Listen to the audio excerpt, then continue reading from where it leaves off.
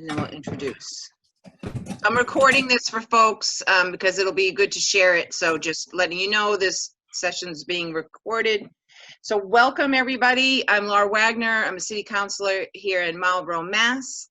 And we'll be handing this over to Carol Oldham, who is the executive director of MCAN, who will be talking to us tonight about green aggregation.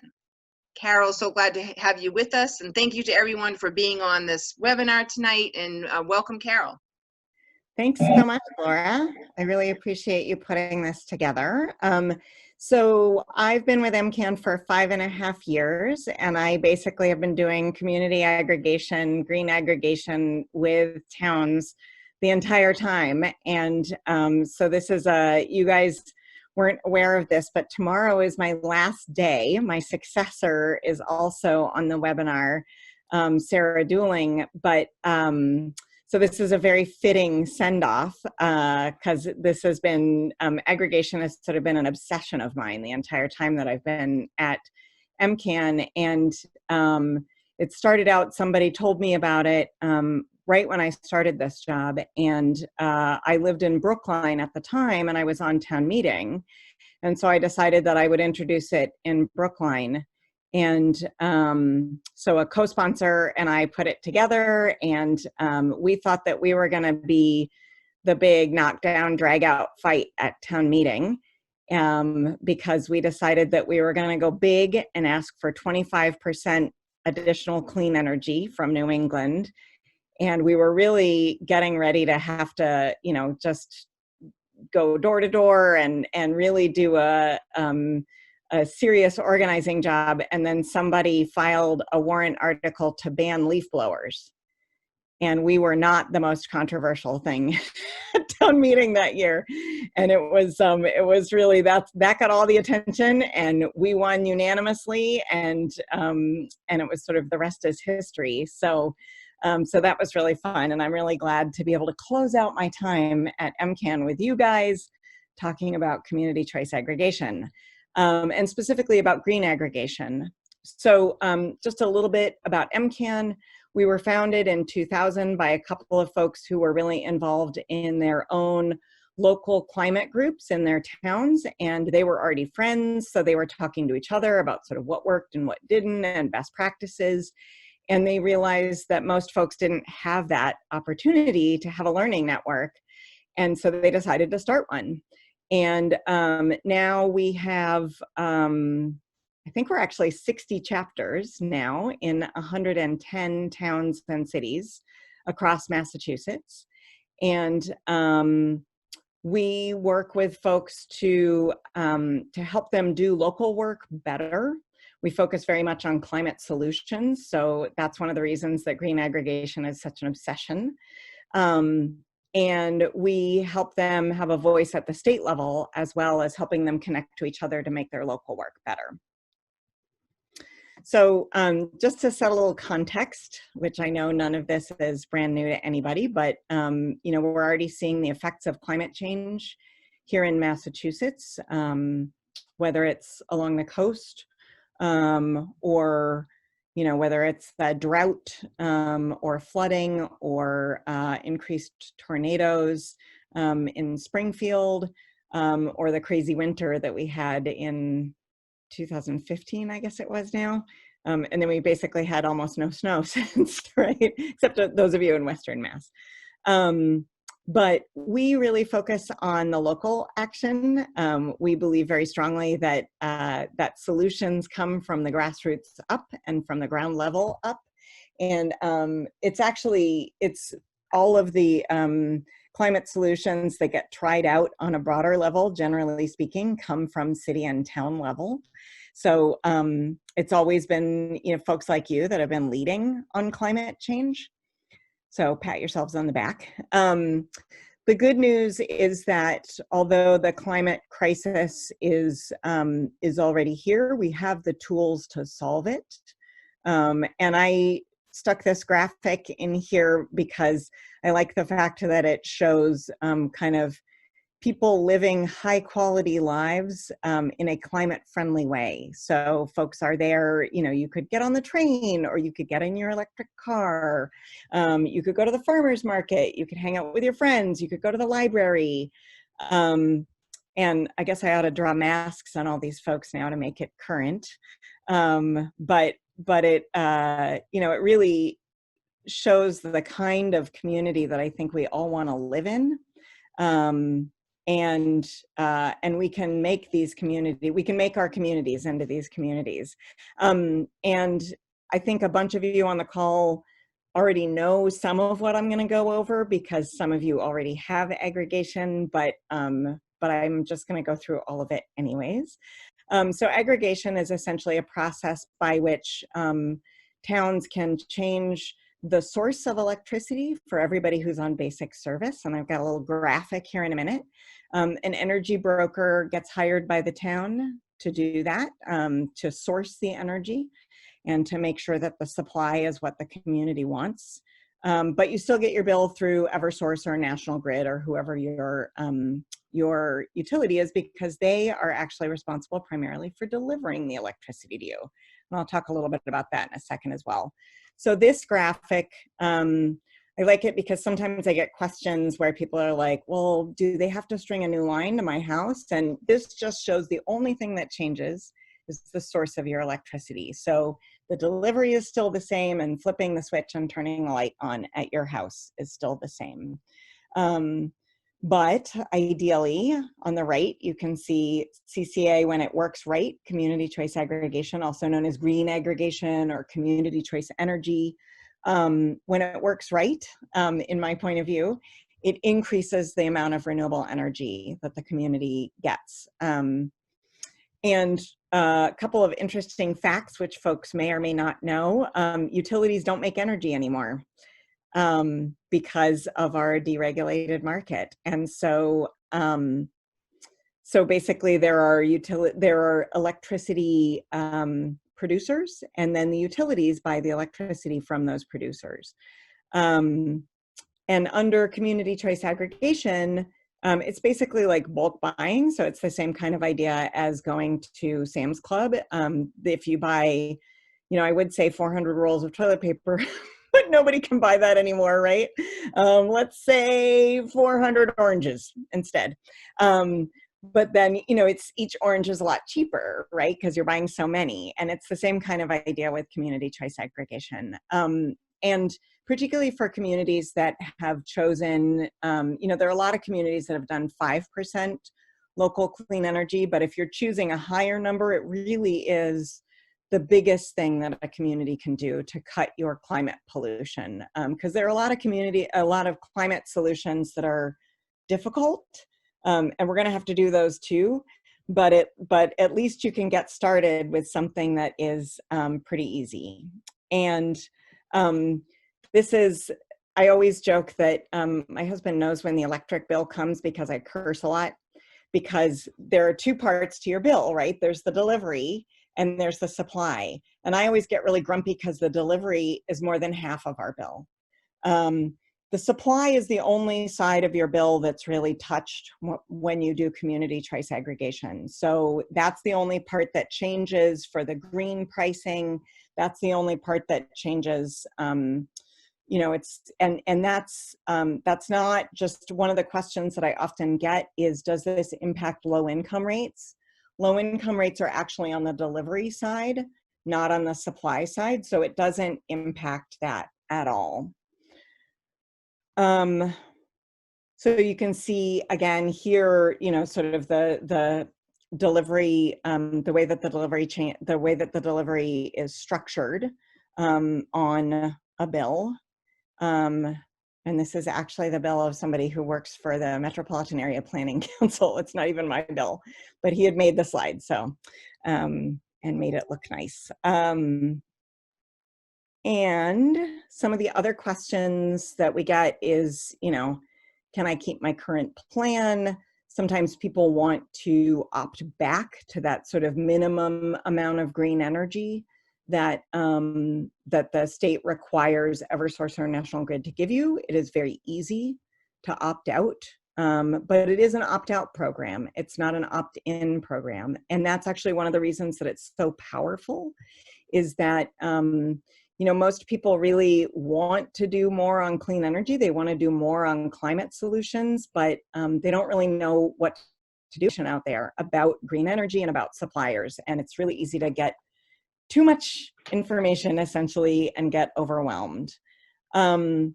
We haven't had any pushback from Eversource or National Grid, basically, because it doesn't impact their profit margins. They really make their money on delivering the energy to you, not on supplying it, because they don't make it.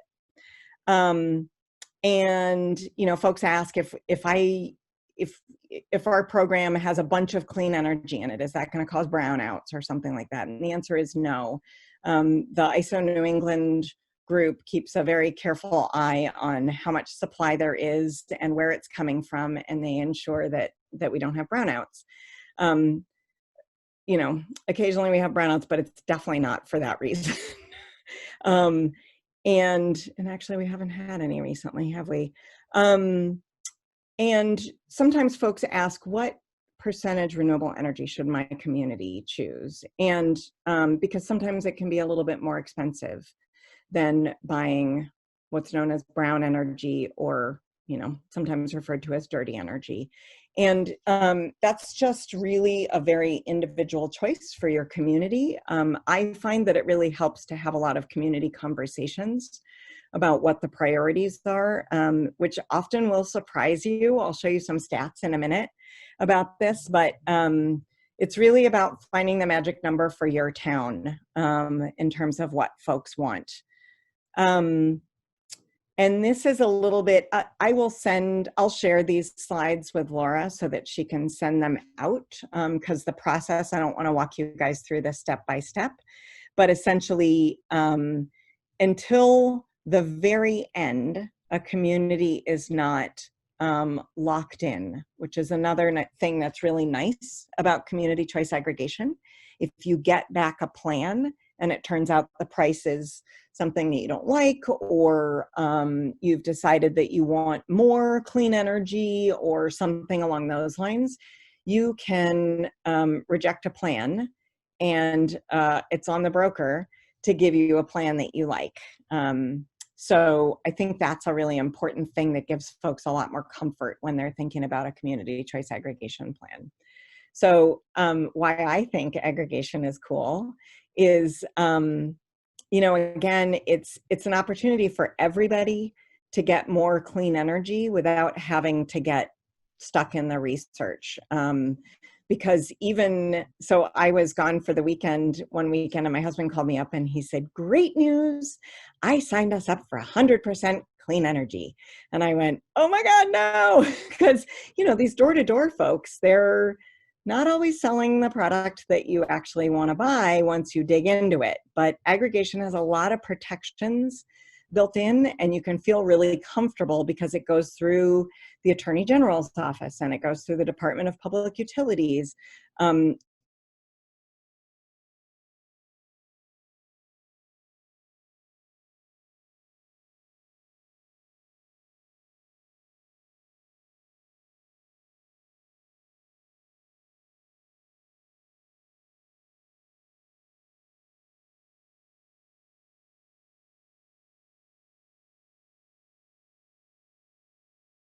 Part of their goal to meet that 100% renewable energy commitment.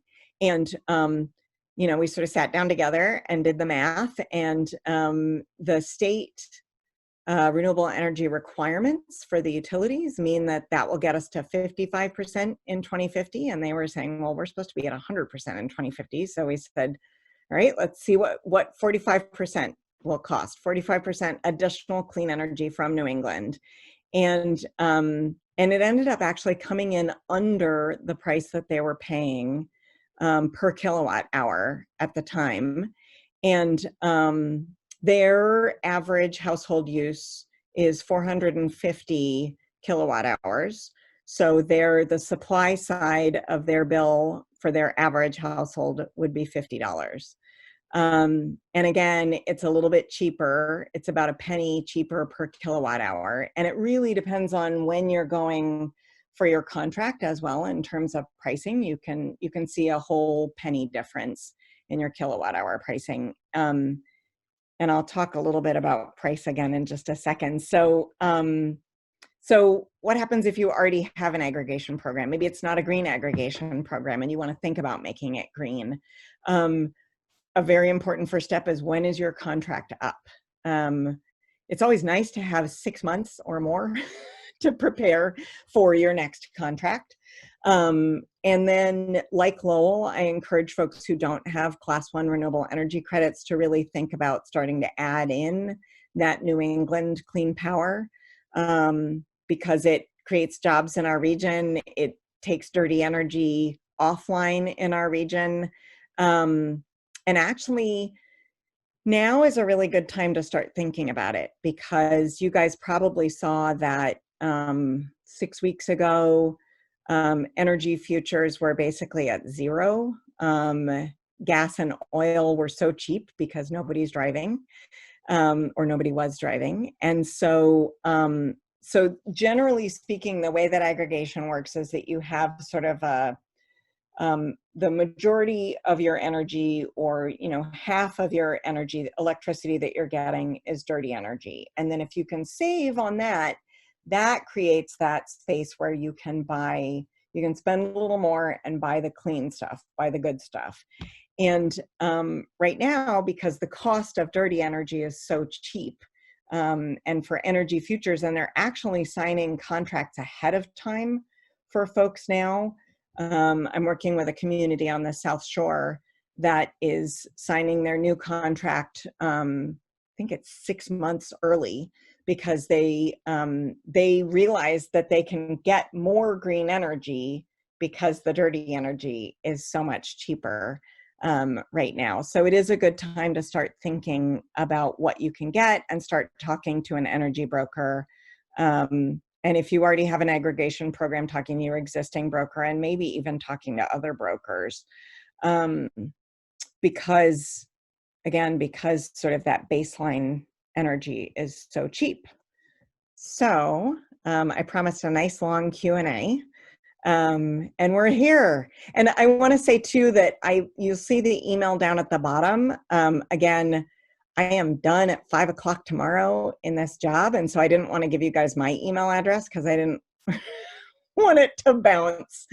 So this one will go to staff at MCAN. It doesn't just go into a hole in the ground or anything. So don't worry, somebody will get back to you if you send an email question or comment or something like that. But let's see, Laura, I don't know if I can unmute folks. People maybe can unmute themselves to ask questions, I hope. Why don't we have you stop screen share, and then we can see folks, and then, yeah, why don't we do that? All right. And then, yeah, so then we can see folks, so we can wait, you can give a wave, you can raise the little hand icon, raise hand, and we can call on you. Sounds good. Oh my God, somebody's got to have a question. I left you guys a half an hour for questions. Come on. Our folks, I have a question. Can I do a question by phone? Yes. Yeah. Oh, and it works too. Okay. So this is Stu. I'm in Berkshire County. Oh, great.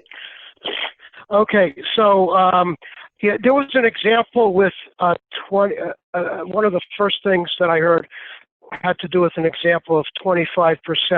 Was that above RPS, or was it 25% renewable?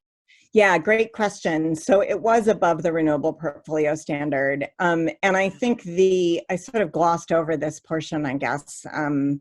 But I think one of the things that Community Choice Aggregation has the opportunity to do from communities is to really push that envelope and to prove to our state level decision makers, to the energy producers, to the financiers of clean energy, that communities want more, and that, that we're willing to sort of put our money where our mouth is and actually buy the power that they will produce.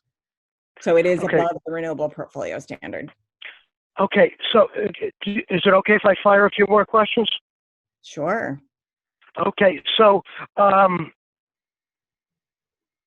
yeah, with that 25% above RPS, do you know if that made it so that the residents paid less than they would have if they had the default from the local utility? It did.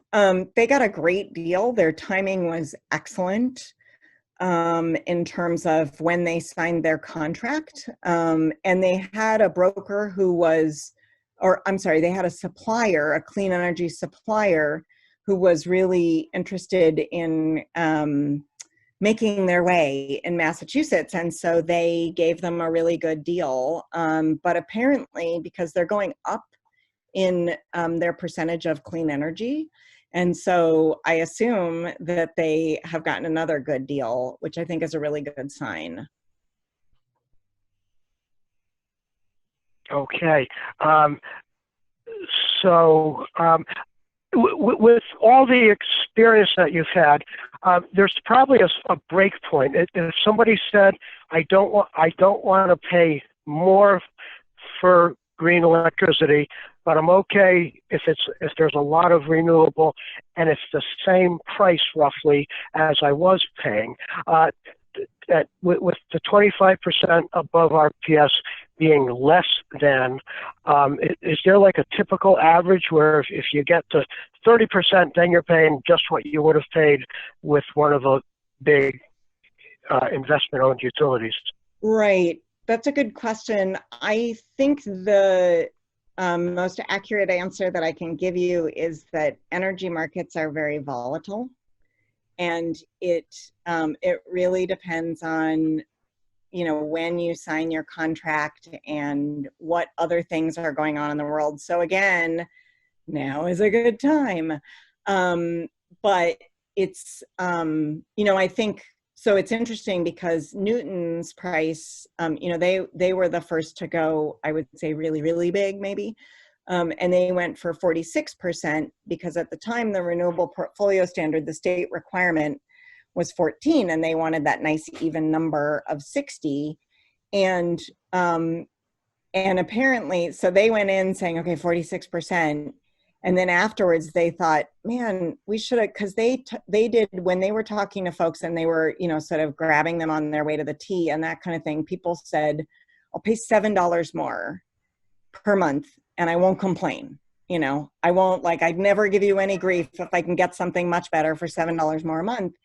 And so they realized that they could have gone 100% New England clean energy for less than that.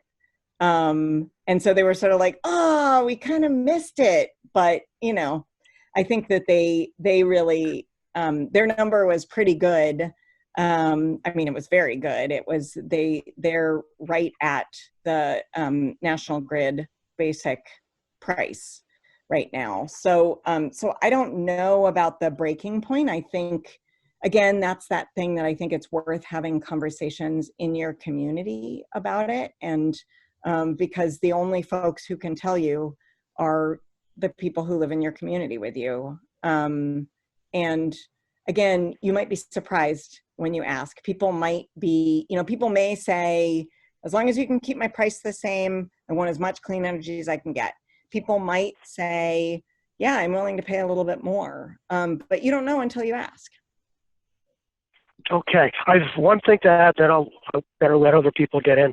Okay. So, and this is basically my opinion. I find it is outrageous that the green electricity costs more than the fossil fuel fired electricity, where you know, the wind and the sun you don't have to pay for 20 years. You know, you build the plant and you never pay for fuel. So it's something that we probably can't do too much about right now, but I think it's a fundamental flaw in how all the rules and regulations and pricing on stuff, it's just preposterous. I mean, I agree, and no, I can say this. I was going to say, call your member of Congress, because Congress gives really massive subsidies to coal-fired power plants and gas-fired power plants and the oil industry. And if clean energy was on an even footing with those folks, it would be, I mean, it's very interesting. It's, I don't want to overload you guys with information afterwards, but I was just looking at this pricing graph of sort of which technologies cost what, and sort of and it had a band for the cost for each kind of energy, and it without any subsidies, solar and offshore wind is going to be cheaper even with the subsidies on oil and gas. But imagine if we didn't have those subsidies, and imagine what we could do with that money. So that's my that's my little soapbox. Hey, Carol. Yeah. Yeah, it's Dave Doucette. I'm Ward 2 counselor. Dave. I wanted to bring up something that was actually covered in Monday's city council meeting. Oh. We have a municipal aggregation agreement, and both Mike Ossing and Rob Teneric, other counselors, they're involved in this as well. If I get anything wrong, guys, please correct me. But as of, we got into a 2-year contract, and we have Inspire. I believe they're the supplier, yep. And we're getting 0.09690 per kilowatt hour, and it's 100% National Wind renewable. Right.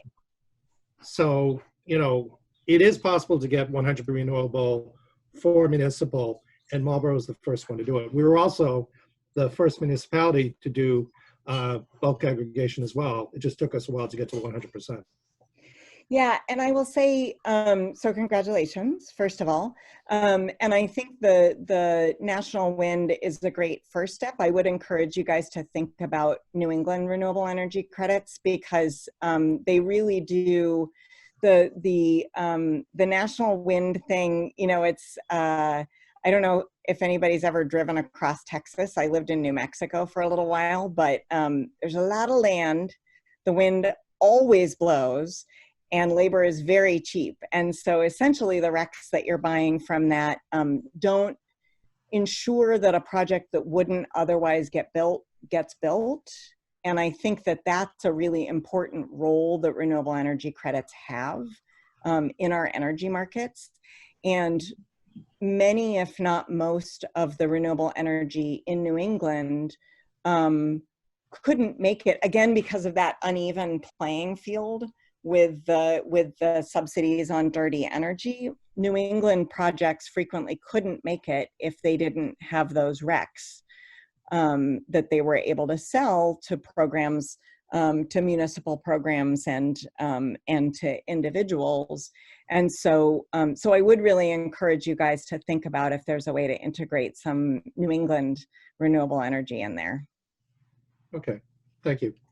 Can you just following up on that? Can you clarify, please, Carol? So if it's wind from somewhere else and it's not actually bringing it into the local grid, so then it's the people in the New England grid that aren't, like, we're not actually getting. Are we actually getting any of that green energy? So it's not actually in our grid. So Right. it's sort of misleading, no?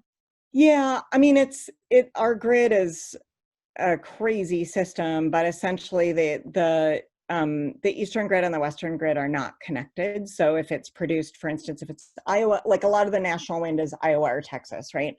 And so that doesn't, like, those ions don't actually make their way to us because it's not in our grid. And again, I think that's why thinking about New England renewable energy credits means that you are literally able to take, a dirty polluting plant offline in our region, and or ensure that, sometimes there are peaking plants for those times when, when everybody's got their heat turned on or everybody's got their air conditioner turned on.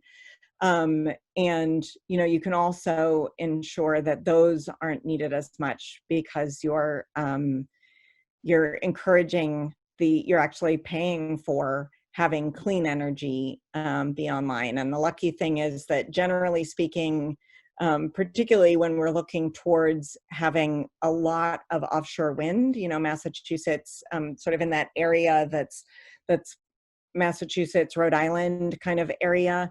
The wind blows a lot there in the summer, and it blows a lot there in the winter. And so, and the air is very dense in the winter. So it's actually, when those projects do get built, they're slowed down a little bit right now by the federal government, but when they do get built, the nice thing is that it's on our grid, it's creating jobs in our region, and it's going to be a massive production capacity to take a lot of dirty energy offline, which is, you know, again, that's our key, right? Like we want to improve our air quality and our water quality by taking coal and gas offline. Michael. Hey, hi, Carol. Hey, nice job, Carol. Hey, but I want to be clear. Wind is wind, and I know you're high on selling Massachusetts renewables, but wind is wind. And for my counselors, and again, we can't talk about specifics, but I don't want them left with what Marlboro's doing is not any good. Marlboro's got the best 100% clean portfolio of any town or city in the Commonwealth. But just because it doesn't generate it from, you know, a solar facility or wind facility in Massachusetts does not invalidate what we are doing in the city of Marlborough. And I just want to, I mean, that's an important point that I think you're glossing over, because I know you want to push the Massachusetts stuff, and I agree that's good, but I got to go to my taxpayers and say, do you want to pay more, or or can I get you the same clean energy at a lower price? And it's going to win hands down. They don't care where the wind comes from, whether it's Massachusetts or Texas or Ohio. But if it's 100% clean energy at a lower price, that's going to win every time. Yeah, you know, I mean, I don't want to in any way diminish what your program has done, because I think that, you know, it's great. I just want to say that it's not just Massachusetts wind, it's New England, right? So we're thinking about the whole region. Maine has a lot of wind. But I think the thing to think about again is how can you put your money where it's going to have the biggest impact, right? And right now, because of the way that energy markets are structured, because of the way the labor market and the land market and the supply is, the national wind, it's not, it would get built anyways, essentially. And so if you put your money into the New England clean energy market, you're going to take something from not being able to be built to being able to be built. And so that's my selling point, is that it's just, you know, it's more impactful. And again, I don't want to diminish what you guys have done. I think it's fabulous. I just think if you're thinking about next steps for any community, you know, like, okay, so we've got this great program, how can we do even better, right? Like we're all always looking for improvements. And I think that would be my advice if you're thinking about like, how could we be even better? Think about integrating 5% renewable energy from New England in there. Thank you. Yeah. Yeah, Rosemary, and you are muted. I don't know if I just unmuted myself. Okay. That's a really important decision, and that's why it's great that you suggest talking to people in your community. I'm one of those low-income households. I have a disabled partner, so we're a single income, fairly low income. And when I went to purchase my own electricity from an alternate supplier, we went ahead and paid more for 100% New England wind. It really is worth asking, you know, getting the temperature of people in your town and see what's important to them. Yeah, and again, I think it's like it's interesting how over time, how many people have been surprised by like, oh, really? And especially like, I was really surprised when I saw the numbers saying that more low-income households were willing to pay more for clean energy. That sort of went, very much against my expectations. So, yeah. Maybe something to think about is lower income households are more subject to environmental justice issues. Yeah. I'm in Covington, so it's about as clean here as it gets. But, if you're in a larger town and you're in a neighborhood that is right underneath a coal plant or even a gas plant, and you have asthma related issues, they're bound to be more interested in as clean energy as possible. Yeah, I worked with a group of activists on the Navajo Nation when I lived out in New Mexico, and that is a really burdened population. That's where a lot of radium mining has happened, and I'm sure folks have seen in the news during the COVID crisis that the Navajo Nation frequently, folks don't have running water, folks don't have power, and everybody wanted clean energy there. It was really interesting talking to folks that, they were like, don't hook me up to that coal-fired power plant that's down the road for me. I want clean energy. So I think it's interesting that folks really are anxious to be a part of the solution.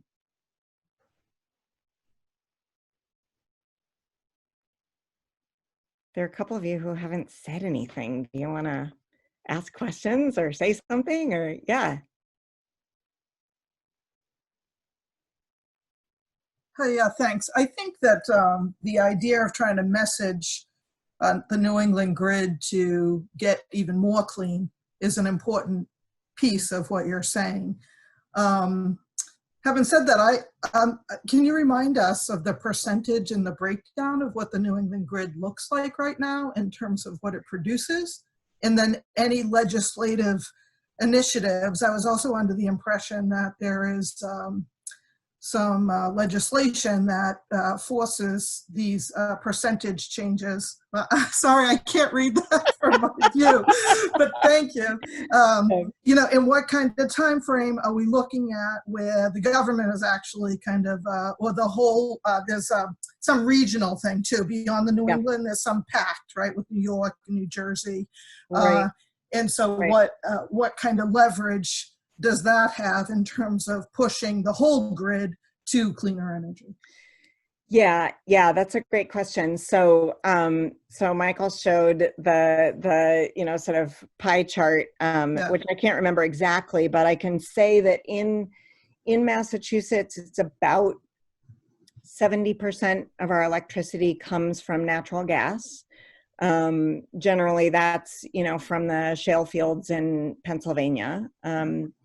And then by Massachusetts state law, the investor-owned utilities are required to give us 16% clean energy this year.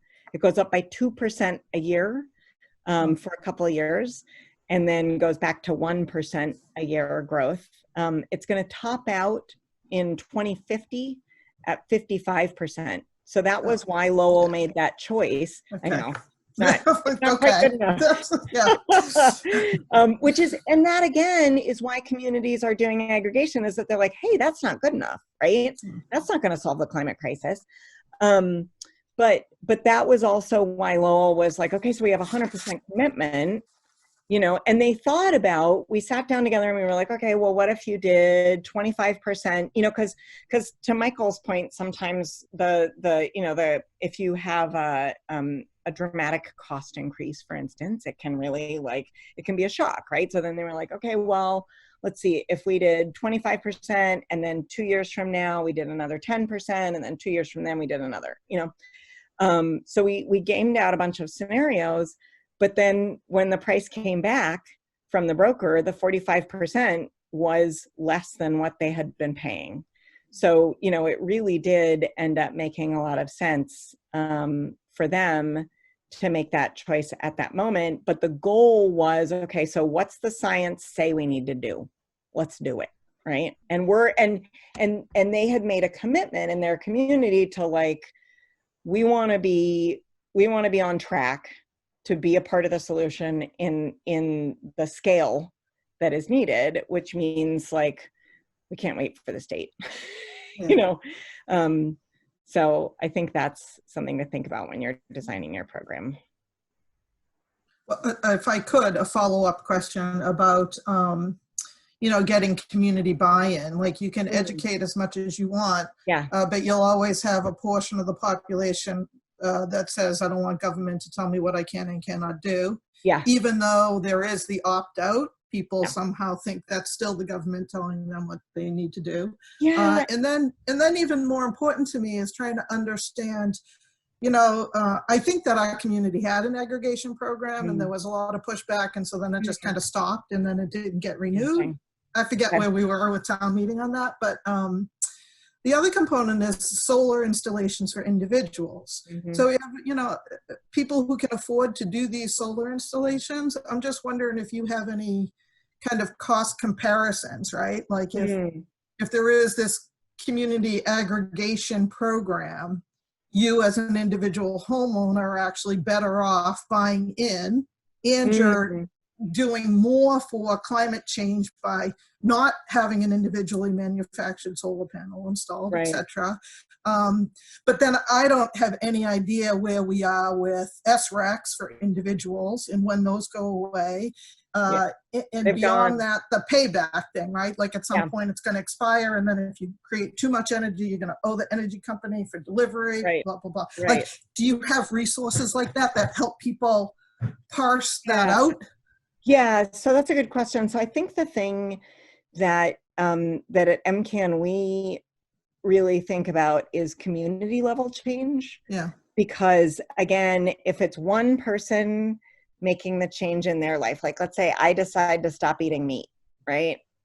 Great for me, but that's not the level, that's not the scale of change that we need, right? So that's one of the reasons that community choice aggregation is really effective, is that the scale is community wide. In terms of your point also about sort of, I don't want the government telling me what to, the thing that I find is, so when I was a Brookline town meeting member and we were passing this, you know, there were some folks that said that to me, and I said, this is Brookline town meeting. This is Brookline making the choice for Brookline. Who is this? I don't want the government, right? Like, who is this government? You are the government. You are the government. Right. We're the government, you guys. You're a town meeting member just like I am. Like, let's make this decision together. And that really, you know, like people were like, oh, yeah, I guess that's true, right? Because like, frankly, I don't really want the head of Eversource making the decision about where my electricity comes from. I'm not sure that he has my best interests in mind, right? But like, I do know that the people I live in my community with have my best interests in mind, right? Like, we're all in it together. Like that guy, like, I'm sure he's got a yacht and you know, like he can just sail away when climate change gets really bad. So I just, I think it's really important for communities to connect. And you know, I think it's important for communities to connect on a lot of things, and this is one of them, right? Like, this is only one of the tools to connect to each other. In terms of like the solar panels versus community choice aggregation specifically, you know, I think there is really that is the scale issue, but then also, you know, the two aren't mutually exclusive, right? Even if you have solar panels, you're still going to be getting electricity from the grid at some point. Why don't you make that clean too, right? Through aggregation. So like, you can use both tools. God knows climate change is so big, we're going to have to use every tool. We don't, you know, in the long run, we're not going to get to pick and choose. We're going to have to do it all. Yeah. Thanks. Yeah. So we've got like less than 5 minutes left. Does anybody want to ask the last amazing? Is there really anybody who pointed didn't get a question? chance to ask a question that would like to get the last question in?